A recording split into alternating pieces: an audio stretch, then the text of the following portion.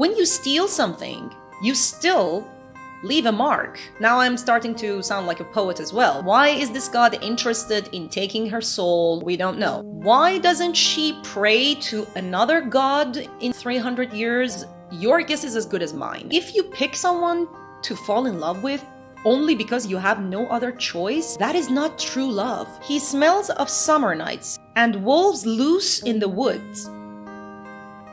Do wolves in the woods smell different than the ones staying still? Hello and welcome to Wrapped in Books. My name is Pega, I'm an author, and today I'm going to be reviewing The Invisible Life of Addie LaRue by Victoria Schwab. It seems like I'm having a losing streak with fantasy books recently. I read Untethered Sky by Fonda Lee and I liked that. I posted a review about it on my channel. Then I read The Song of Achilles by Madeline Miller, which was disappointing. And now The Invisible Life of Addie LaRue. Categories for this book are fantasy, romance, historical fiction, and magical realism. The fantasy part is underdeveloped and it doesn't make any sense. In this review, I will explain why. I wasn't too keen on the romance as well. I will talk about it in this review. And the claim of this book on historical fiction and magical realism, I think, are far too ambitious. I actually would say that this book has nothing to do with either of those genres. I am going into a deep dive and explain details about this book, so spoilers ahead. If book content and book reviews is something that you're interested in, please consider subscribing to my channel so that you wouldn't miss the future videos. Now, without further ado, let's wrap ourselves in this book that is called The Invisible Life of Addie LaRue. The Invisible Life of Addie LaRue is the story of a young woman born in a small French village in the 1700s. She makes a deal with this dark entity to become immortal. At the moment she makes the deal, she becomes cursed. The people in her life will no longer remember her. She will also be forgotten instantly by everyone else who will meet her afterwards. Addie then spends 300 years wandering the world like a ghost without being able to leave a mark or build an actual relationship. This carries on until 2014, until she meets a young man named Henry in a bookshop in New York who can remember her. There is an uncanny similarity between the plot of this book with the movie called The Age of Adeline, or Adeline, which is also the name of Addie. Addie's short for Adeline. That movie is also about a woman who lives like a ghost throughout decades. I'm not saying Victoria Schwab took inspiration from that movie because I don't know, but it is something that I took notice anyway, especially because the name of the main character was exactly the same and the plot was almost identical. I really wasn't a big fan of the writing in this book. There were moments where I could feel characters' emotions and there were scenes that were well described, but all in all, the writing sounded really confused. I think Victoria Schwab at some points couldn't decide whether she was writing prose or poetry. March is such a fickle month. It is the seam between winter and spring, though seam suggests an even hem. And March is more like a rough line of stitches sewn by an unsteady hand swinging wildly between January gusts and June greens. Huh? 3 and 20, a third of a life already buried. 3 and 20, and then gifted like a prize to a man she does not love or want or even know. Blink and a year is gone. Blink and 5 more follow. It is like a gap between stones. This village just wide enough for things to get lost. I just really don't understand what these sentences are supposed to be. They sound like an attempt on poetry. The day passes like a sentence. The sun falls like a scythe. I mean, that's not even a good description. The sun doesn't look like a scythe. It's the moon. The moon looks like a scythe. He smells of summer nights, of earth and moss. That must be a musty scent. And tall grass waving beneath stars. How does tall grass beneath stars smell? How does it smell different from regular grass or short grass beneath the stars? And of something darker, of blood on rocks. How does blood on rocks smell? And wolves loose in the woods. Do wolves in the woods smell different than the ones staying still? Dreamer is too soft a word. It conjures thoughts of silken sleep, of lazy days in fields of tall grass. Victoria Schwab must have a special fascination with tall grass. There are more examples, of course, but you get the gist. The writing in this book is also extremely repetitive. It is partly because Addie's life is kind of on repeat because everyone keeps forgetting her, so she kind of has to do the same things over and over again. That might be a reason, but it's not fun to read about. There are flashbacks in this book to different decades in history, most of which I found unnecessary. The flashbacks are there to show, again, how repetitive Addie's life is, how difficult her life is, and also to show Addie bantering with this dark entity who has cursed her. This dark entity is kind of like a god in this book. I kept thinking about him as the devil, and I think in many ways he was. He kept referring to himself as the night itself, which I admit made me laugh a couple of times. It sounded so self-indulgent to me, you know, my main character is in love with the devil and the devil loves her back. There were a lot of unnecessary scenes and dialogue in this book that could have been cut, and absolutely nothing would have changed about the plot. I was reading this on a Kindle, and I think the last 15% of this book was completely irrelevant. It is just one repetitive scene after another, just these dates between Addie and Henry, and one melodrama after another. This book is also extremely melodramatic for no reason. So many sentences are written in three folds. Like this: the same dark hair, comma, the same sharp eyes, comma, the same etched features. A man she'd never meet, comma, a life she'd never know, comma, a world she could only dream of. This book is filled with this kind of phrasing. And I think it shows something when the reader takes notice of these things. It shows that they have been overused. I honestly don't know if this book has seen an editor. From what I read, I find it hard to believe that it did. And there was one particular scene that made me think maybe there was no editor involved. At the night where Addie becomes cursed, she wishes to this god after dark. That's what I'm gonna call him probably after this. There are gods in this book that only answer after dark and you're not supposed to pray to them, but Addie does it anyway. So yeah, at the night that she prays to this god after dark, and she wishes for more time to live her life, to experience life. At first, she's not specific about how much time she wants. So the god after dark tells her that he doesn't make endless deals. So Addie says, "You can have my soul once I am done living." Before that, this dark entity says something interesting. He says, "I'm not a genie bound to your whim." My question is, why are we referencing a genie in a story set in the 1700s?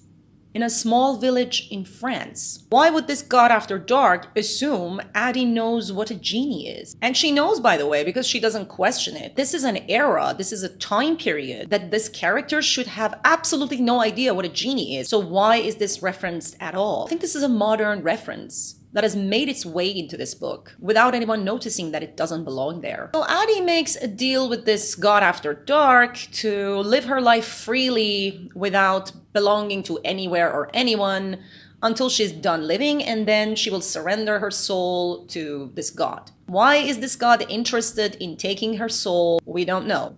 Why is he in the business of taking people's souls at all? We don't know. Does he eat the souls? Do they strengthen him somehow? Are they necessary for his existence?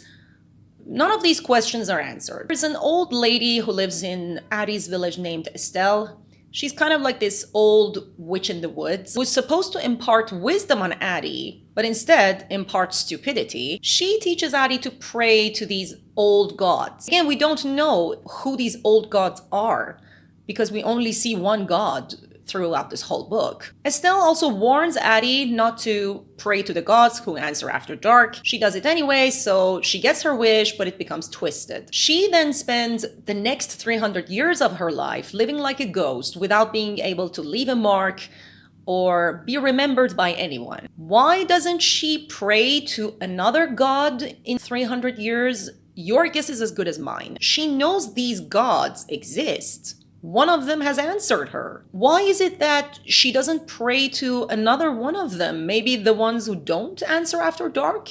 Maybe they have a better deal for her? Maybe she can, cancel her other wish somehow? Just sounded really strange to me that at the moment she prays to one of these gods and she gets an answer, she stops becoming a believer. I honestly don't understand how these gods work. And I definitely don't understand how Addie's curse works. We are told that Addie is cursed not to be able to leave a mark in the world. She cannot say her name to anyone. She can't write anything. She can't cook, paint, draw. Basically, she cannot create. That's what the curse is. However, we are told that she is able to steal because according to the deal that she made, stealing is removing a mark, not leaving one. That doesn't make any sense. When you steal something, you still leave a mark. Now I'm starting to sound like a poet as well. This book has affected me more than I thought. My point is, what do you mean stealing is not leaving a mark? When you take something, it is no longer there. We're supposed to believe that Addie's like a ghost. When she spills wine on the sofa, the stain is gone because it's like she was never there. So why is it that she can take a bubble bath in someone else's bathtub and use their soap? She uses the soap and the soap is gone afterwards. So she has still left a mark. Logically, it should be replaced, right? The soap should be replaced because it's like she wasn't there. She didn't use it. But it doesn't. Addie doesn't die from hunger or thirst, but still uncomfortable. So she has to drink and eat. And when she does, the food is gone. That is leaving a mark. I don't understand why Victoria Schwab insisted on making her curse like this. The rules of this curse make absolutely no sense, even with all of the pages that are dedicated to explaining its rules. Her face doesn't appear in photos or films, or it's blurred, something like that, but a lot of artists throughout the history are able to sketch or paint her face. The explanation is, and quote, "Art is about ideas, and ideas are wilder than memories." Isn't photography kind of an art? What if someone was to take an artistic picture of Addie? The premise of the curse is actually quite simple. Out of sight, out of mind, right? Simple. But no, Victoria Schwab had to make this as unnecessarily complicated and convoluted as possible. People forget Addie as soon as a door is closed, or she's out of sight, basically. But then she goes on dates with people that take hours, even half a day, and they always go eating and drinking. So how is it that none of them feel the need to go to the bathroom in that time? Talk about steel bladder. There's just no way to be with someone for a day without leaving their sight for a second. The whole plot is based on the fact that Addie is cursed. It is not just some small detail that you can gloss over. It is the foundation of the plot, and it doesn't make any sense. We are told that Addie, for a short period of time, worked as a spy in the World War. How? I mean, yes, being forgotten instantly is definitely convenient for a spy, but it's very much less convenient when the people that you're reporting to can't remember who the hell you are. Did Victoria Schwab not think of that? Anyways, so Addie makes a deal with this devil-type entity, and she becomes cursed. She puts all the blame on the darkness. But the fact is, she made the deal and now she's facing the consequences. Throughout the book, they banter a lot about this, and it came across as extremely childish to me. I mean, Addie is very childish. She is a petulant child at the age of 23. She's still a petulant child at the age of 323. But the darkness, this dark entity, also came across as childish. He keeps feeding into her banter, into her arguments. And I was like, you're a godlike presence. What is wrong with you? Why are you indulging this childish behavior? Their banters, I think, were supposed to come across as cute and clever, but they came across as very annoying to me. Addie LaRue is also extremely selfish. That is the only thing I learned about her throughout this whole book, that she's utterly selfish and extremely stubborn. Those are her only two characteristics. She loves Henry because Henry loves her and can remember her, and that's it. I wouldn't even say that this was love. Even she doubts it at some point. There is a way to write selfish protagonists. I have written selfish protagonists. The thing is, other characters that are accompanying your selfish protagonists have to humble them sometimes. Or this is what I think, at least. When you have a selfish protagonist, they need to be humbled from time to time by others. Otherwise, they become insufferable. And Addie in this book, I believe, was absolutely insufferable. None of the other characters in this book are there to question her actions or motives. They're only there to applaud and admire her for her selfishness. Even Addie's redemption arc in the end is selfish which I will get into later. So I don't know how I'm supposed to root for this character. It is crazy how little Addie LaRue does in 300 years. You want to know what she does during this time? She reads some books and she learns several languages. What do you mean she reads books? That is what I do. Addie, who becomes immortal and immune from death, doesn't think she should do anything more exciting with her life. She travels too, mostly with the help from the god after dark. He shows up from time to time and kind of wisps her away to these other locations. And then when she's talking about them in the present, she thinks about them like this. She drinks coffee and she's back in Paris again, in Istanbul, in Naples. She drinks tea and she's in a park in London, a patio in Prague, a room in Edinburgh. I mean, it would have been nice if I could see her actually travel to those places and I could witness what she does there or what kind of people she meets there and what she learns from their culture. But this book is not interested in any of that. Then she conveniently, by the help of the darkness, lands in New York at some point, and she stays there for the rest of the book. This is probably the only thing I actually liked about this book, because Addie wanders a lot in New York. She goes to a lot of these bars, cafes, galleries, secret hideouts, and I was kind of getting the feeling that I was wandering around with her through the streets of New York, and that was fun. But it's still disappointing that she didn't really want to see the Sphinx, for example, or the Great Wall of China. You would have liked it, Addie. She has zero sense of adventure and curiosity, and that is really not a good trait for an immortal protagonist. But how about reading the Odyssey for the 100th time? Which is what Addie does in this book.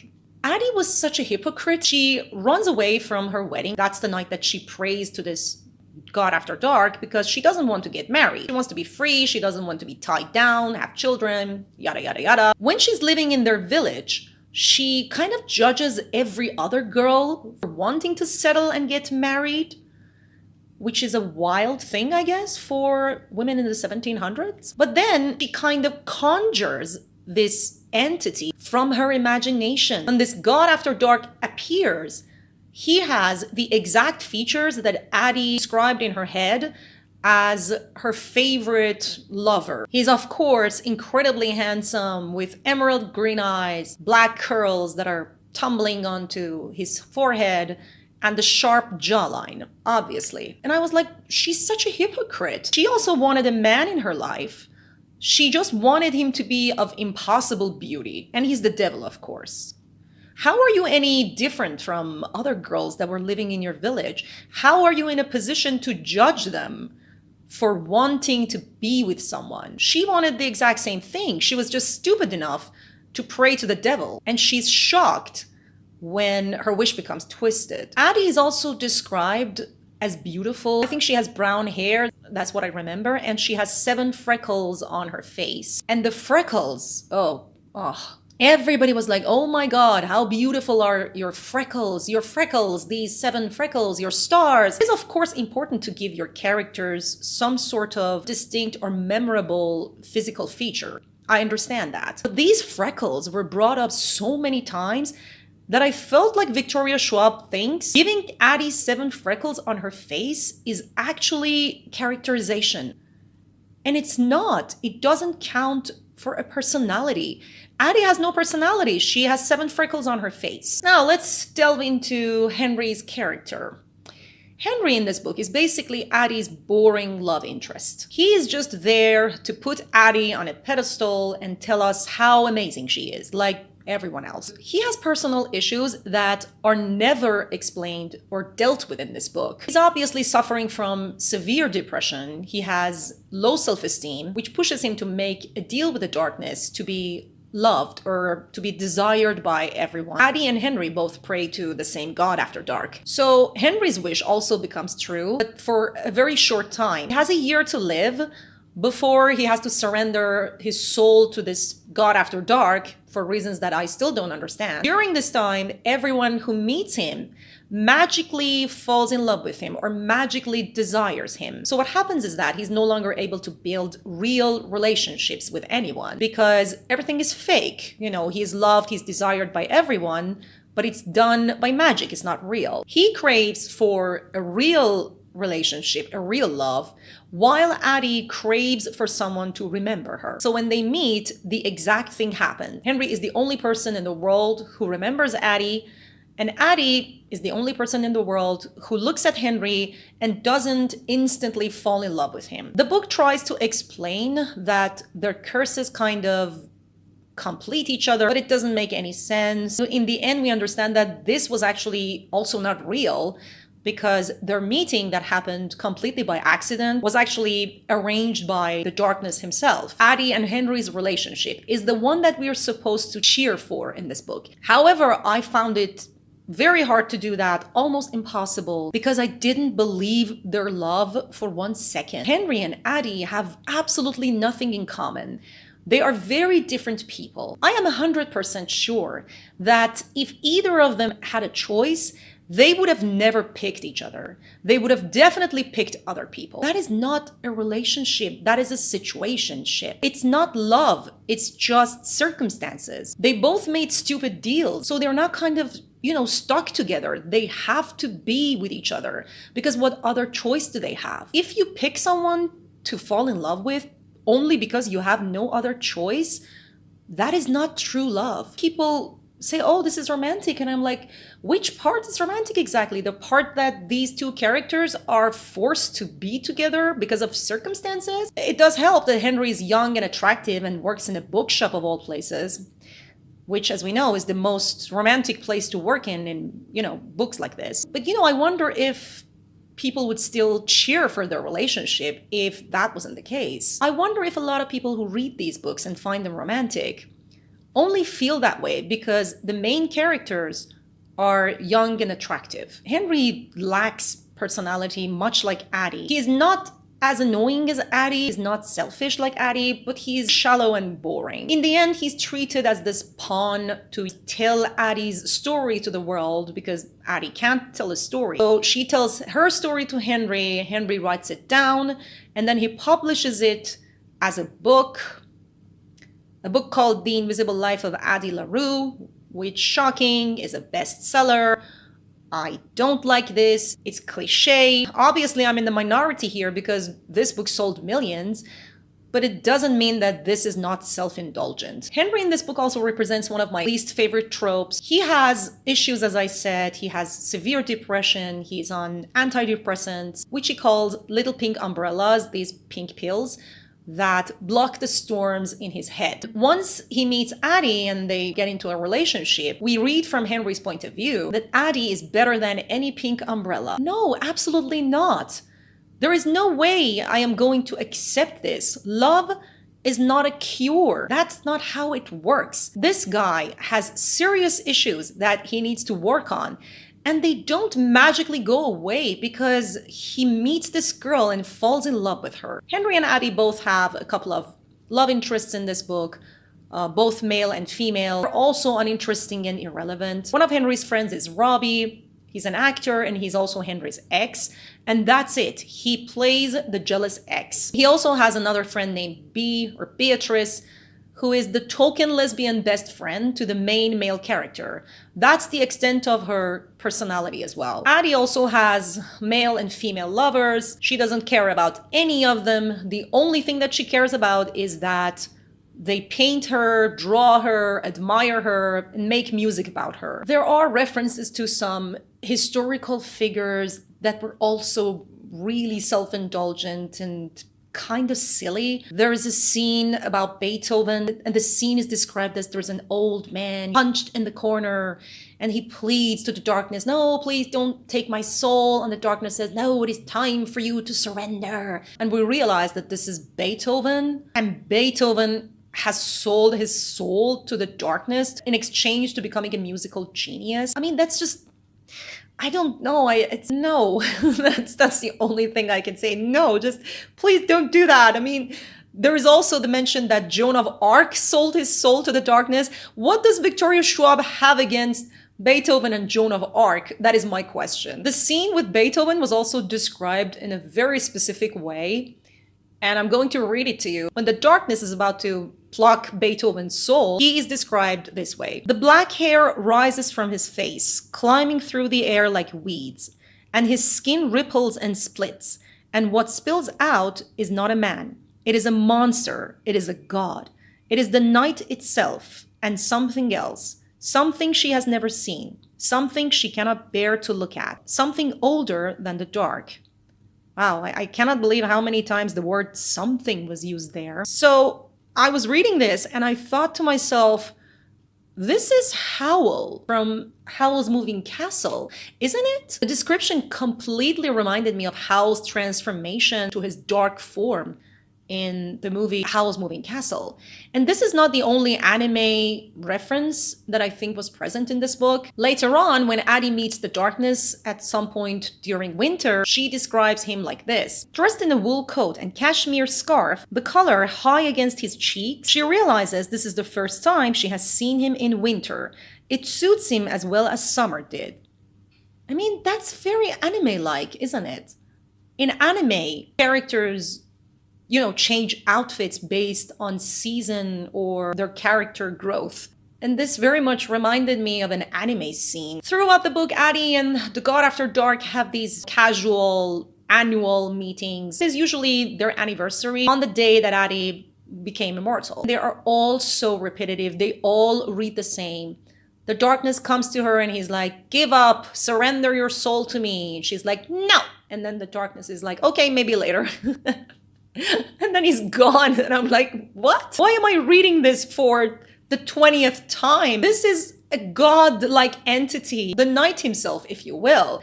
If he really wanted to take Addie's soul, I'm pretty sure he would have been able to do that. So finally, in the end of the book, Addie decides to surrender herself to the darkness in exchange for Henry's life. And this is the part that I realized how utterly selfish Addie is. Before that, she was also selfish, don't get me wrong, but this is specifically selfish. She makes a deal with the darkness so that the darkness won't take Henry's life in exchange for Henry to live and remember Addie. Let him live and remember me.